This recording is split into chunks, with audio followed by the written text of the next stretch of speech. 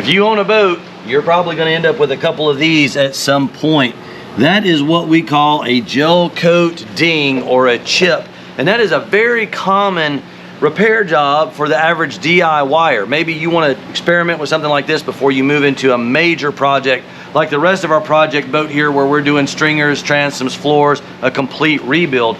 And in this episode, I'm going to walk you how someone like myself that grew up in a boat shop can use everything from basic, simple hand tools and sandpaper on up to some more expensive, elaborate power tools, and try to give you folks at home some variations and some options as far as doing this, saving yourself a whole bunch of time and a whole bunch of money in the process. So the first thing you're going to need to do is make sure you've got a good, clean surface. Also some PPE, some eye protection, some gloves. We're going to be using a little bit of acetone and a piece of Scotch-Brite pad. Hard to beat for just cleaning the surface initially.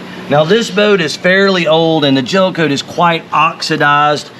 Matter of fact, even before we jump into that, you may want to take something like your razor knife and just flake and make sure there aren't any big obviously loose pieces of material. We want to get back to a good foundation and something that we can build upon. Next, we're going to use a little bit of acetone. I like to put it in these Zep sprayers and start from the top. You can kind of already see the little bit of dirt and residue coming off of there. Now, if you've got a really nice newer boat, you may want to tape fairly close to this just to be sure you don't scratch out any further than you have to. All right, folks, I like that pretty good. There we go. That's a good start. Now, acetone is highly flammable if you've never dealt with it before. Typically, we're gonna have some fans running, and it's always a good idea to wear a quality respirator of some kind. This one is made by 3M. They make some very good products.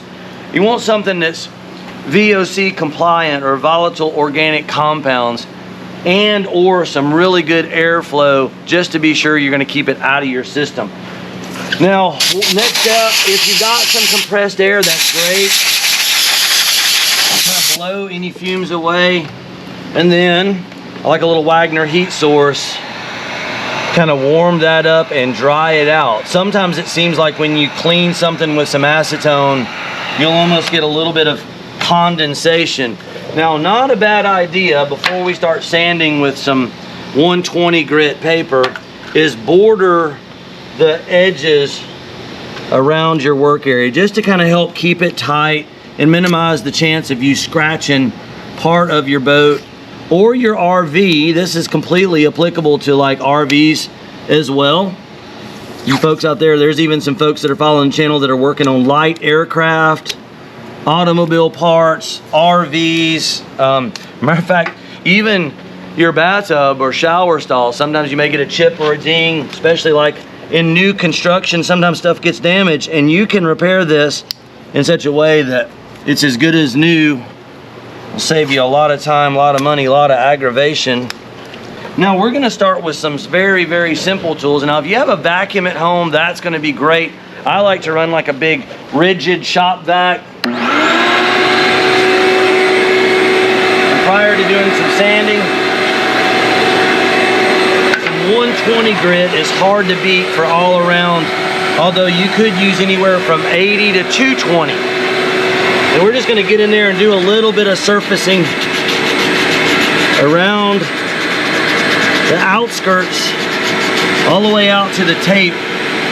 Just a light scuff is all you need, but we want to add a little bevel to that. Surface prep is key. If you don't prep the surface properly, the repair is not going to hold, it's not going to stick.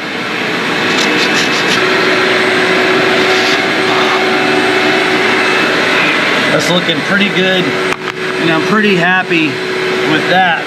Now, obviously, if you have the budget for it, you could use something like this Makita little belt sander.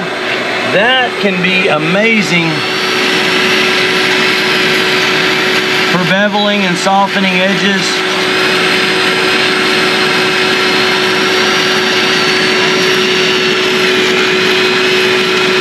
Basically, you just want to get a nice gradual bevel. And if you want a clean surface, you could also use something like a little die grinder and some compressed air, just to give you folks, again, some options at home. This can work really nice.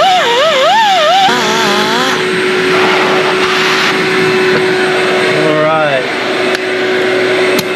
I am pretty pleased with that.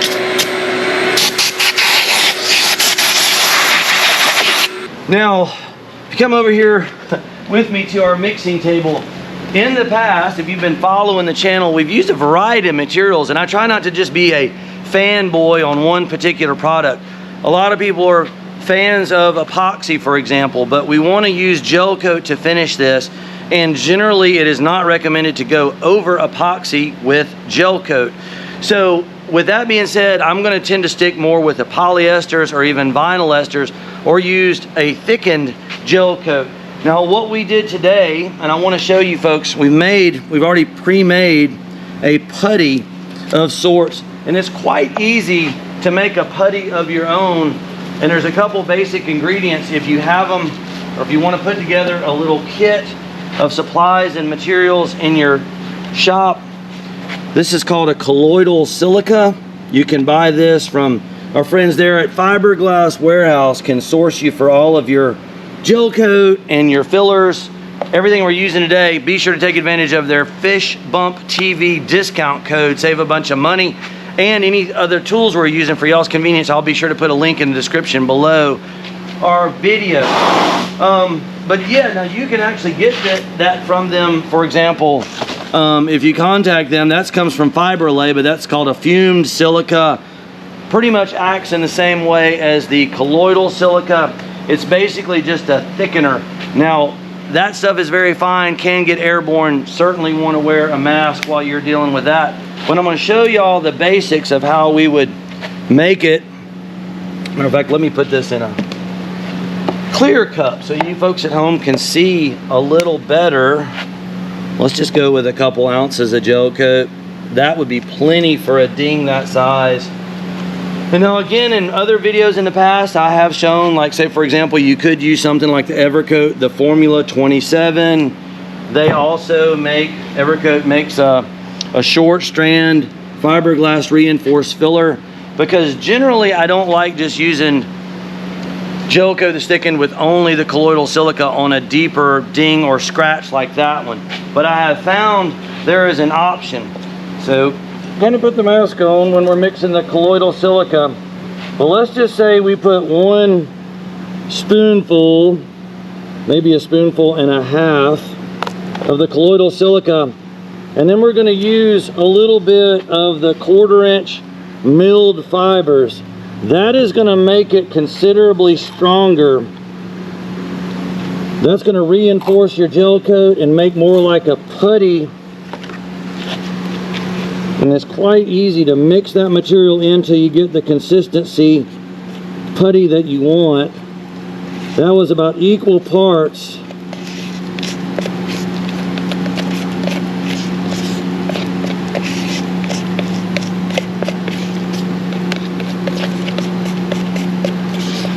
And you can see just that quick, we've made a fiber reinforced putty. And I found it to be much stronger with some of the fibers. The only thing is you don't want to use it on your like final coats. You want to use it as a base to fill thicker holes. So we've made our thickened Gelcoat, going to be a lot stronger. And we're going with a little plastic mixing board. Now, again, people that are new to using this is some old sign board material. That's about 1/8 inch, and it's plastic, and it's a non-porous surface. In my opinion, it's very important not to use like cardboard as your mixing surface, because it's porous and it can soak a lot of the solvents out of your putty, and that's not good. It can throw the ratios or the chemical composition of it off. So I like something, whether it be aluminum or like a non-porous plastic, is the way to go in my opinion. So we've made our thickened Gelcoat. Now what is really cool about this is unlike some of these other putties, a lot of times when you put the catalyst in them, they're gonna be like blue or green or dark in color, and it can make coverage sometimes difficult. Whereas if you got like a white base filler for your damage, it's the same color as your gel coat more or less. So it's not gonna show through or almost look like a bruise or a halo underneath. If your gel coat's on the thin side, you still got coverage as far as the material underneath. And it's not gonna take a crazy amount, folks, to get what we're looking for today. Now, important to remember that we are using gel coat without wax. I generally prefer to purchase gel coat without wax, and then what I might do is purchase something like the Surface Seal from Fiberglass, and that is added to the gel coat if you want to make gel coat with wax in it. And just for a reference today for everybody, we're dealing with 30 degrees Celsius or 87 degrees Fahrenheit, so it's quite warm. Catalyst is going to be mixed according to how fast you want it to dry and your temperature. So right now we're dealing with fairly hot temps, so I'm probably going to go down on the lower side. So for example, if we had 1 ounce, it would be close to about 10 drops of MEKP, or methyl ethyl ketone peroxide, is going to be your activator. Now, again, if you order gel coat like from Fiberglass Warehouse, they're going to send you some of the MEKP with, and you may want to specify that you want gel coat without wax, and then you need some wax additive. We are just going with a tiny little splash. We really only need about 5 to 10 drops. That ought to be plenty. We're going to cut that in very thoroughly. Remember, MEKP or catalyst is not good to be on your skin, in your lungs, on your shirt. It's bad stuff. So don't be scared of it, but be cautious of it. You do not want it on your person.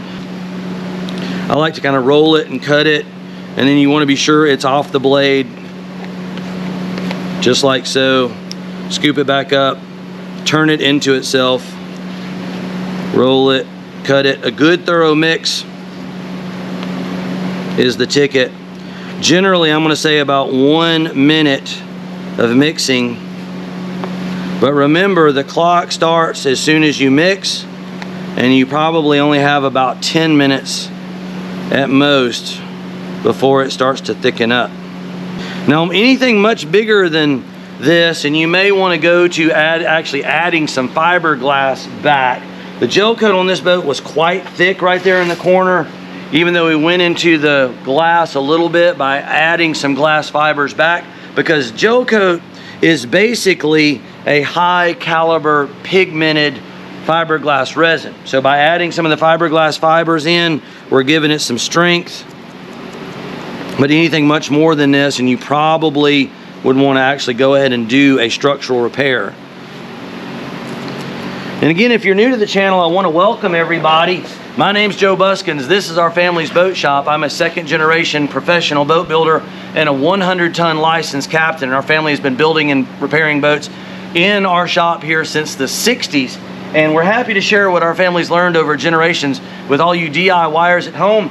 And if you're finding the information helpful and want to support the channel, feel free to give us that thumbs up, like, subscribe, comment, share, tell a friend. Certainly appreciate it. Thank you all so much. Okay, so here we go, everybody. We got this kind of bordered off there. And I like to work this material in quite well. I don't want to just do one pass from one direction. And that's where putting some tape on there can be really helpful, because you don't have to be as worried about getting a little bit outside of the edges.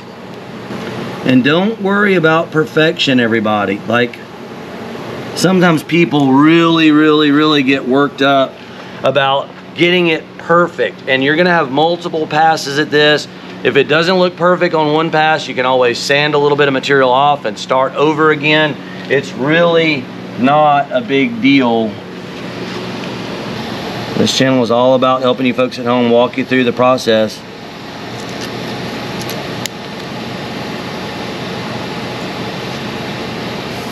kind of want to wipe it back from the tape a little bit. Another little trick, I don't know if y'all have seen this, the little mechanics stools. As I get older, the working on your knees, kind of a bear, and I've even found that using like a mechanics creeper is really handy. You can kneel down on this, and what's nice is you can kind of scoot around as needed, and just really more comfortable than wearing the oh gosh, like the knee braces or the knee guards or the deals that the guys that lay tile use. Those seem to be uncomfortable to me, especially in the summertime when it's hot. Now sometimes getting a radius or soft corner can be tricky. In a lot of cases, the best thing to do is just leave it sharp like that. You can also come back and very carefully kind of just roll it up. But don't expect your first passes to look perfect. That's actually quite all right. I don't know, it's going to be a tricky camera angle from underneath there, but we kind of wrap that or roll that right under. And generally this stuff, if you were trying to get this done in one day, you could give this an hour or so of cure time and be ready to touch it up a little bit and come back with an additional coat. Now it's getting late in the day for us, so we're actually gonna let that cure overnight. If you have some excess, like we do here, simple matter of scraping it off your board before it starts to kick. And I like to usually just scrape it off on the edge of our garbage can. Now remember, catalyzed material in large masses can get hot, and so you want to dispose of it properly and make sure you're careful with it if you've got a large mass. I also love to keep a bucket with a little bit of acetone and a brush in there, and it's very easy to just take a little bit of that acetone and clean off your board, and you are ready for the next pass. The same for your little putty blades. If you don't do this, you're going to be dealing with a bunch of cleanup. Definitely going to take you a little more time, and time is money. We want to spend your time out there either doing effective things on the boat or actually using the boat. Go fishing or water skiing or whatnot. All right, everybody, so it's been overnight and our gel coat has fully cured where we applied it yesterday. Now that was the reinforced gel coat with the short strand fiberglass fibers in it. And I actually had a little piece of it that we put on the trash can yesterday, and I've already hit it a few times with a hammer. Now it is surprisingly tough. Now I'm sure I could break that if I really put some heat on it, but if you're in any doubt about reinforcing the gel coat, that is a full-size framing hammer, and we're getting little chips and nicks. So some people may question, you know, using gel coat for an area that thick, but if you reinforce it, it's fine. Now again, I'm gonna jump back. If you got some vinyl ester fillers or some fiber reinforced fillers that maybe you've seen us use some other stuff elsewhere in the channel, I try really hard to show variables and options so that you folks at home, maybe you don't have other putties and you just wanna stick to using the gel coat, or you prefer this method. So anyway, just wanna clarify there, and y'all can comment down below and tell me what you think about that. But what we've got, there's a couple different options here. Now we've got a fairly sharp little ridge, but it's slightly lower than the area around it, which is really what I wanted. I don't want those fiberglass fibers on the surface layer. I just want them as a bulk filler and to kind of reinforce underneath. But I am gonna take a little bit of 120 grit. You could use 120, you could use 220. And I've made some little blocks here. Matter of fact, somewhere around here, I've got a whole bucket full of blocks that I've made of different assorted sizes. And again, for you DIYers at home, you don't have to buy custom made sanding blocks. You could do this all by hand. But I'm gonna just fold that over the edge, and we're gonna use that blue masking tape as a guide and just knock that ridge down a little bit. We want it below the area around it just slightly, not a lot, just a little. Now this is again something that just a little bit of practice and a little bit of feel is gonna go a long way. I have been doing this since I was a boy. I've done thousands of repair jobs. But even then, sometimes folks, you're gonna have stuff go a little sideways on you. Don't let that throw you off. Don't let it discourage you. It's typical, it's normal, it's part of doing this. Again, I'm gonna go maybe just a little more lengthwise. We're using the block to kind of guide the height. And the idea is to just get this ever so slightly lower than the material around it. Now I want to show you another little trick. That's looking pretty good. I'm gonna take a razor blade and go ahead and pull our blue tape. And it's gonna leave a little edge or a flange. Another method that you can use when you get down a little bit tighter rather than using sandpaper is you can actually use a razor blade to scrape or draw these little ridges. If the camera will pick it up, if you get in there really, really tight, you can see a little subtle ridge. And if I hold this blade really nice and flat,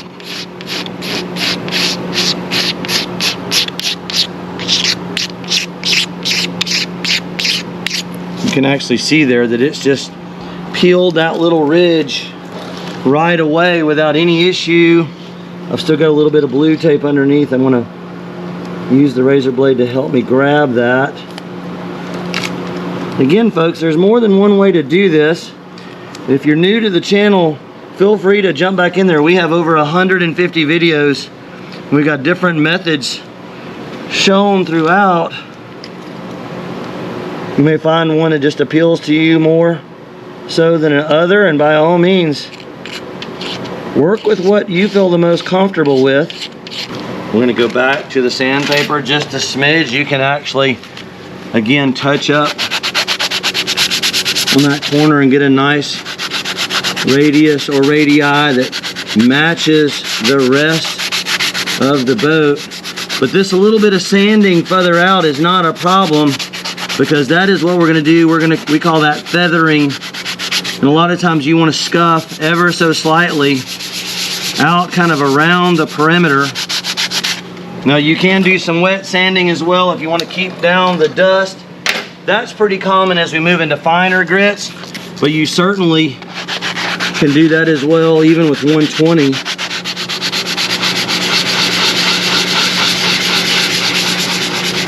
Nice circular motion there. Now we're using just a base white gel coat on this repair. There's probably a good chance we're gonna end up painting this boat, maybe a different color altogether. We might go gray, like to match our 29 in the background, or we might go something else. Maybe you guys can make a suggestion. Tell me what color you think. Should we go back with gel coat as a refinish on this thing, or maybe go back with all grip? And if so, what color would y'all like to see? I don't know. I'm kind of open to options, because there's a good chance that when this boat is done, I will sell it to somebody that's been following the build. But we just want to be sure there's none of that blue tape and that there aren't any hard ridges or edges. And then we're going to get ready for another pass of filler. If you're new to doing this, maybe find a spot that's inconspicuous, maybe way up under the boat, somewhere you can practice on, or maybe you can find an older boat that somebody's given away or something you can just practice on beforehand. Obviously, the newer and nicer the boat is, you're gonna have to take a little more care with it. I've seen some of you folks, especially some of our Patreons that we're working with on the consulting side of things, do some amazing work. First time repairs and done beautiful work. Which that does remind me, folks, if anybody at home needs me to help them directly, I don't know if I mentioned it already in this video, but Patreon is the way to do that. That way you can contact me, you can send pictures. It's an hourly consulting fee basically, and I can help you with whatever project you're working on, whether it be gel coat repair or a full-on boat rebuild or new construction just from scratch. Would love to assist and help in any way I can. Wet sanding certainly helps control the dust, and it also keeps your sandpaper nice and clear. I think we're getting darn close. And we had big news actually over the weekend. This video is probably going to come out a week past it, but we just made it to 100,000 subscribers on the channel, folks. And Everybody that's been following us along the way, you know who you are. Sincere gratitude from our family to you guys. It means a lot, and it's an amazing feeling to get there, and I hope we get a lot bigger with y'all's support and encouragement. I'd love to do a lot more with the channel. And again, I'd love for y'all to comment down below. Tell me what kind of projects you'd like to see from here on out. More rebuilds, maybe some new boat builds, restorations, that kind of stuff. Let us know in the comment section down below. And once again, thank you so much for helping us, Fish Bump TV, get to 100,000 subscribers. What we're gonna do now, we'll dry that off a bit. Some compressed air is really nice, and honestly, like when we were doing like insurance repair work for big companies, they expected it to be perfect. But compared to the chunk or the gouge that was knocked out of this thing, even you folks at home, if you just want to do something like that, just to get through the summer, at least we don't have exposed glass fibers and a big ugly chunk out of the boat. But we're going to take it on to the next phase. Now, a little bit of acetone is not a bad idea. I'm just going to give it a little mist to kind of clean and dry things out. We're going to warm that up, and the next phase we're going to make a slightly thickened gel coat and get ready for another fill.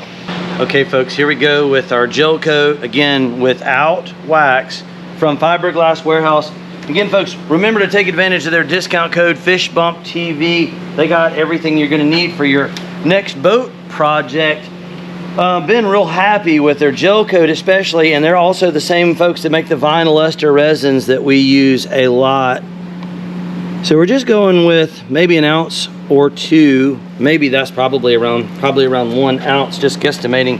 We don't need an awful lot. Now we're going to be using a little bit of fumed silica, or sometimes we refer to it as colloidal silica. That's a good thickener. I want to wear a mask this time. I recommend you probably do the same when you're at home.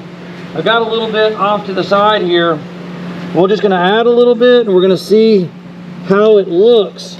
Generally, pretty equal volumes are going to be about right. So if you had about 1 ounce by volume of gel coat, starting out with like 1 ounce of colloidal silica, you can see that's already thickening up quite nicely. Now once it is integrated a bit, just like that, you're fine. Now again, obviously the gel coat will put off some fumes as well, but in the amounts we're dealing with in open air, especially if you got some good fans around you, that looks almost like cottage cheese, but you want to mix that until the lumps and bumps are out of there. Sometimes that takes a couple minutes of mixing.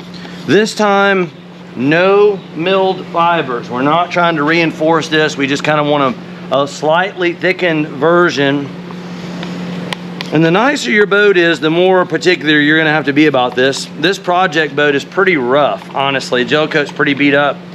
But as I said in the previous segment, sometimes if you're in the middle of summer and you've knocked a big chunk out of your boat, you do not want exposed glass fibers. And if you can just at least seal it up, it doesn't have to be 100% perfect cosmetically to be a good thing.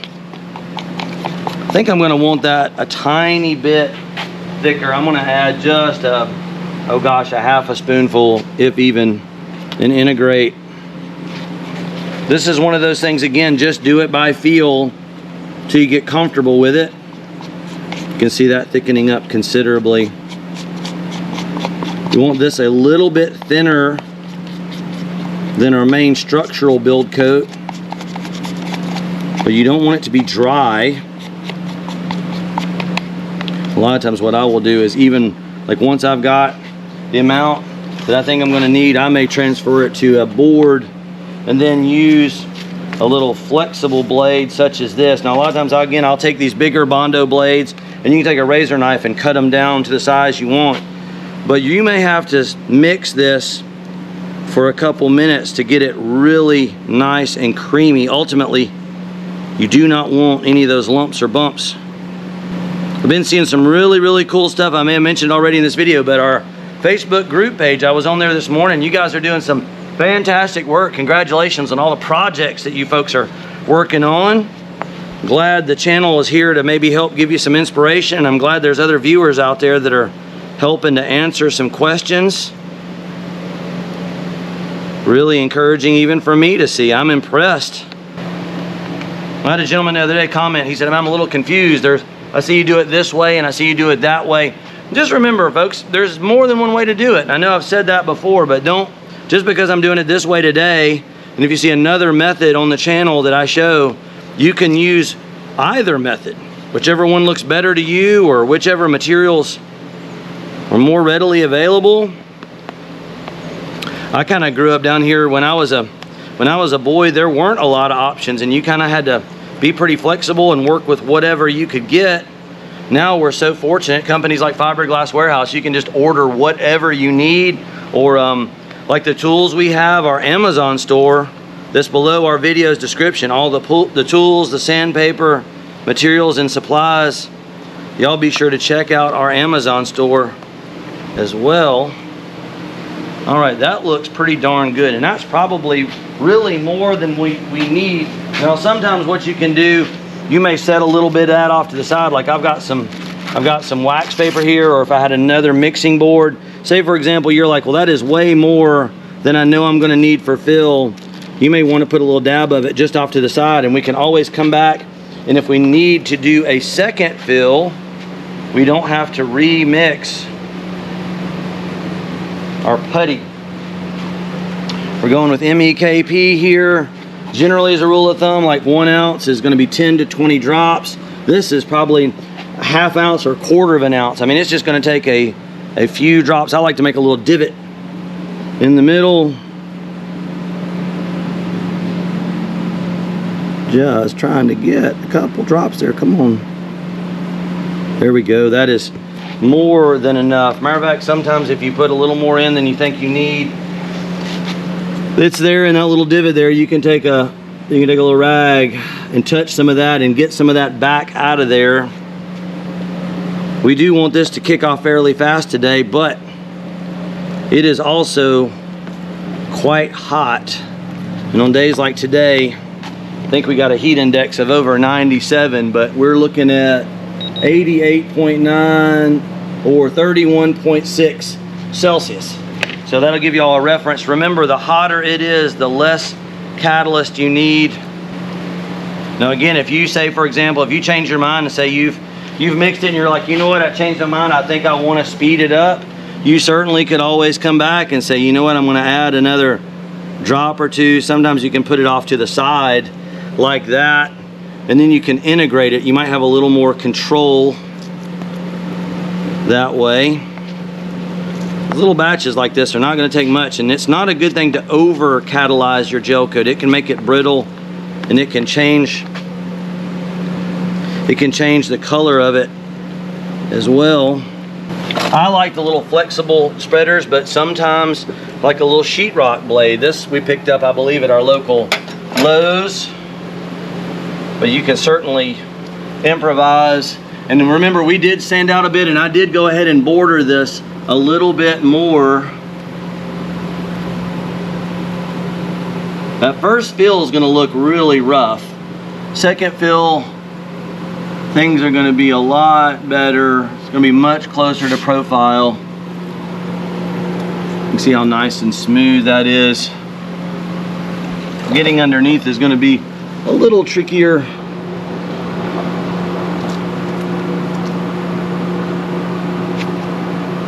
That's where doing multiple passes, taking your time, knowing what your limits are, what you can do. I'm gonna try to get a little bit on that edge this time and build that up. This boat was in pretty rough condition,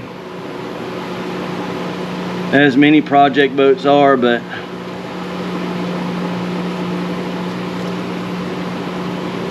you can build them back better than they were from the factory. Now this, I'm not really worried again about that little crisp edge. You can kind of make yourself crazy trying to get that radius and smooth, but a lot of times it's better just to fill it and then let that tack off, lightly sand it. All right, folks, I wanted to show you one thing I kind of forgot to mention. Right here, we've got a little bit of thickness built up over our tape. And if the gel coat cures over the tape, sometimes it can be a little bit of a bear to remove. So once we've got our application done, I'm gonna go ahead and we're gonna go ahead and pull our masking tape so that it's not a problem with removal once it tacks off. Now it's not impossible to remove it if you wait for that step, but it might save you a little bit of hassle. Now sometimes you can also, before that even sets, you can take your blade, you can kind of soften that edge just a little bit, kind of blend it in so it's not so crisp. You don't have such a hard edge there. That's one of those little tidbits. But again, if you forget to do that, don't panic, don't freak out. Just sometimes it's going to be a little trickier. You might have to use a razor blade to kind of help the tape get off of there. All right, everybody, come on down here and check out what we've got. We've given it a couple hours of cure time. It actually feels quite nice, fairly crisp there, and I think we're pretty good on the fill. Now this would be the point where you got to decide, do I want to try to wet sand this out, like say go 200, 400, 600, 800, maybe 1200 and polish it, or would we want to put one more coat of gel coat on there, unthinned or maybe even reduced a little bit with some clear additive or some wax additive, and blend it out into the surrounding area. So what I'm going to go ahead and do though, I think I'm going to knock down a little bit with some 220, which is fairly aggressive. A lot of times you might want to start with like 320 or 400, but I've got a little experience here, and again, this is an older boat. Now, one of the tricks of the trade is the 3M dry guide coat. This kind of helps me highlight, show where we've sanded, where we haven't sanded, and it's a great little tool. Again, I'll put a link to this in our video's description. Our Amazon store has a ton of this stuff, so anything y'all need for your convenience, it's there. Let's hit that with a little bit of water and just kind of see how it looks with some 220. Nice and easy. And we're hitting this fairly fresh, but it'll sand quite nice fairly early. Now, I don't know that I would do a lot of polishing real quick. I might give it another day or two to kind of tack off. But you can see with wet sanding and with the dry guide coat, still a little low down there. It's showing our edges and borders. I'm not gonna go real far with the 200. I'm just gonna kind of knock the big stuff off. This is probably one of those repairs that everybody out there at some point, if you're starting your journey into the fiberglass and composites world, some gel coat repair is probably a really good place to start. Yeah, see how well the dry guide coat is at showing that low area and that original divot, but we still got plenty of material. Now obviously this white here is a true white, much whiter than what the original boat is, and that's okay for what we're doing here. Obviously, if you were matching your boat, you would want to call the factory and see if you could get some factory gel coat, or I do have videos on tinting your gel coat. Or one really cool thing to consider, if you reach out to Fiberglass Warehouse and want some of their gel coat, you can actually go to a Sherwin-Williams store and pick out one of the paint codes or chips. So if it's an off-white and it's leaning toward gray, for example, and if you find a color chip that's very, very similar to your boat, if you call Fiberglass Warehouse and give them the Sherwin-Williams paint code, they can do a custom mix for you folks. So I think that's like a really, really cool option, and it might help some of you folks with some older boats and you're just trying to get close. We're making good headway. Just want to keep that gel coat buildup out of your paper. That is one of the big things with wet sanding, is it doesn't have dust continually clogging up your paper. You want to stay quite focused too on the spot. That is one of the things, sometimes people sand out way too far, and you're going to want to initially stay very tight to the repair and not go way out on the edges, or at least in my experience that would be the case. Sand a little bit, look a little bit. I know it's really tricky. Even it's hard for me to see. I know the camera angle is going to be really challenging under there, but the guide coat is showing where we've sanded, where we have not sanded, and that's already looking considerably better. That's a pretty darn good initial cut though for the 220, I would say. Again, I've got a lot of experience, and you got to be careful. You can go a lot further than you think with 220. So one thing we've done, folks, super important to remember, is after you've rinsed this, is to dry that surface thoroughly before going to the next application of guide coat. If you don't, it will be a gummy mess. One thing with this stuff, I found if you tip it upside down and kind of rotate the little disc, it'll load that little foam cartridge. Now you don't have to have this either, but again, if you're new to this stuff lasts a very long time. It does not go bad, and it's a huge advantage in learning the feel and what you need to do when you're doing your wet sanding. Now we've moved to some 400 grit. We're moving consecutively finer and finer. 400 for a lot of people might be where they would have started, but once you have a little experience, you can go with 220 or 320 and kind of get it knocked down a little faster. Clear the grit, see where we are. You can see that little low and see those edges very clearly. Stay tight to the repair. Just don't want to get way out around the edges, or else you'll get a divot. This boat has quite thick gel coat, some do not, and you can sand through the gel coat around the edges, and that is not what you want. Sometimes we'll do inline, sometimes I'll sand in kind of a circular motion.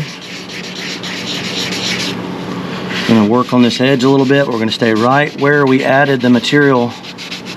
Because this boat has so many other dings and damage, we are more than likely gonna just get this one down where you could actually polish it a little bit.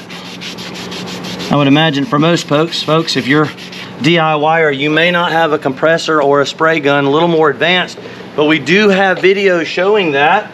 You don't have to spend a ton of money.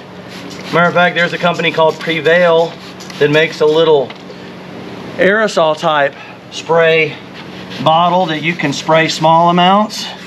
And as you see the way we did this, you can use just a spreader blade to get the bulk of it. Oh yeah, that's starting to look very respectable.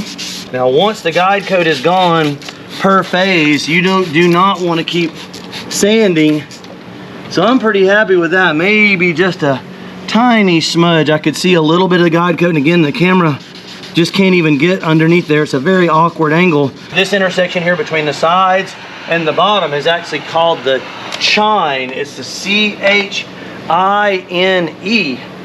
And a lot of people kind of wonder, what do you call that area? But that is going to take the brunt of a lot of damage. The chine area and the keel get a lot of abuse. We're going to go back with a little more. It's getting better and better though. You can tell we're really starting to blend in. I sanded out a little bit further, so I'm going to go out there, but it highlights. You can see all the little nicks and scratches in this boat.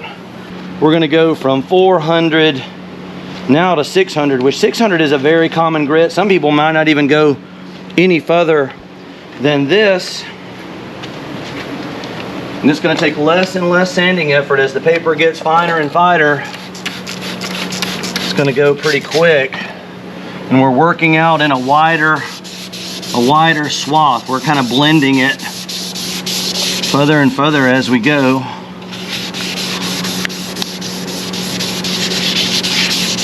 Good workout too, folks. Really good core workout. You might find you're using muscles you didn't even know you had when you start doing this, but it's satisfying. What I like is at least you're getting something productive done. If you're gonna do it, take that money you would spend on a gym membership and go find you a fixer-upper. I'm gonna kind of go in different directions here. We're going at a slight angle one way, slight angle the other, and you can notice I'm Again, kind of working out from the original damaged area. And you can see it doesn't take long to get the guide coat in the 600. It moves a lot faster. That's looking quite nice already. I wish, I don't know, maybe from this angle, way down here looking toward the light, we're actually starting to see a little shine at an angle. You can see the heat gun there flashing that moisture off, but there is actually a little shine developing on the surface now. That's looking pretty darn good. Now I think you folks probably get the gist of it. Our videos do tend to run a little bit long, but they're high in value, high in content. But we've got those edges completely feathered. We've gotten to where we've gotten all of our guide coat knocked down. And at this point, you could go, like, say, to 800 and then 1200, just like we did with the previous sandpaper. And then you could even do a compound by hand. So you don't even need a machine to do that. And as a matter of fact, again, if you're new to the channel and haven't seen them, we've got multiple gel coat repair videos where we do the fill, we buff and we wet sand, and we buff and polish and even wax it. So I'd recommend y'all checking that out. But I think for now, it's getting late. I'm tired. It's the weekend. I hope y'all have enjoyed this episode. Again, if you have, remember to hit that subscribe button. Like, share, comment, tell a friend. It's Captain Joe Buskins here, Island Marine Charters, Fish Bump TV on YouTube. My son Logan working hard behind the scenes as my amazing cameraman. And we will catch you folks in the next episode.